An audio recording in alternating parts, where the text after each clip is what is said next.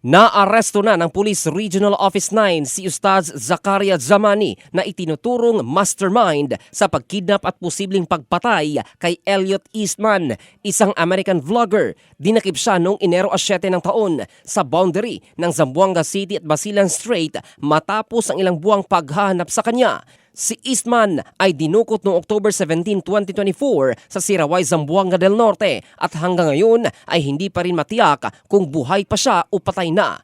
Ayon sa isa sa mga naarestong sospek, maaring patay na si Eastman dahil sa tama ng bala at itinapon umano ang kanyang katawan sa gitna ng dagat. Gayunman, hindi pa rin matatagpuan ang kanyang katawan. Samantala, 3 individual na sangkot din sa insidente na sina Mursid Ahod, Abdul Sahibad at Fahad Sahibad ay unang napatay sa engkwentro laban sa mga otoridad sa Kabasalan, Zamboanga, Sibugay.